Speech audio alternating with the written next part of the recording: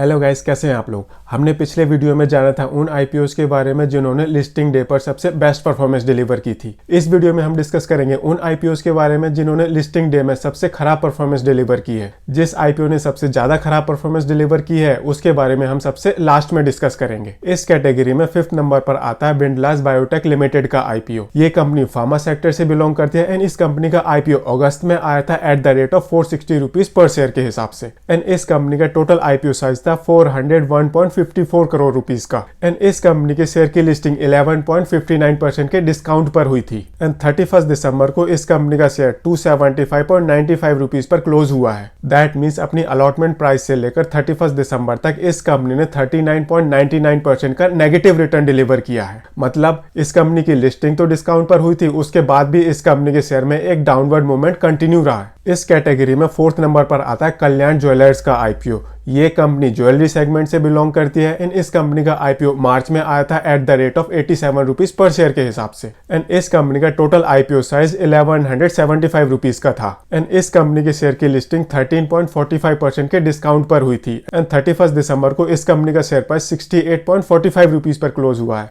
Basically अपनी allotment price से लेकर 31 दिसंबर तक इस कंपनी ने 21.32% का नेगेटिव रिटर्न दिया है।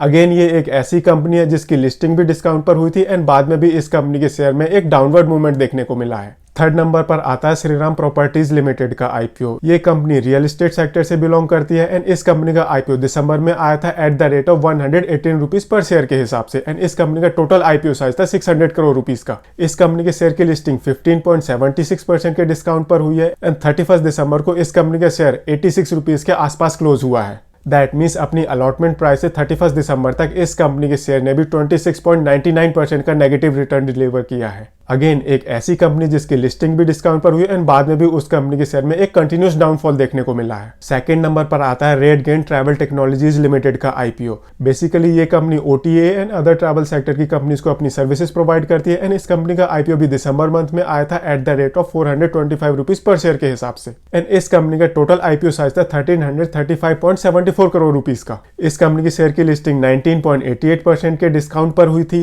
एंड 31 दिसंबर को इस कंपनी का शेयर 372.35 रुपीज पर क्लोज हुआ है। दैट मीन्स अपने आईपीओ प्राइस से 31 दिसंबर तक इस कंपनी ने 12.53% का नेगेटिव रिटर्न दिया है। बेसिकली ये एक ऐसी कंपनी है जिसकी लिस्टिंग 19.88% के डिस्काउंट पर हुई थी, बट बाद में इस कंपनी के शेयर में थोड़ी सी रिकवरी देखने को मिली है। एंड 2021 की सबसे खराब लिस्टिंग हुई है 197 कम्युनिकेशन लिमिटेड के आईपीओ की। ये कंपनी एक टेक्नोलॉजी कंपनी है एंड इस कंपनी का आईपीओ नवंबर मंथ में आया था at the rate of 2150 rupees के हिसाब से।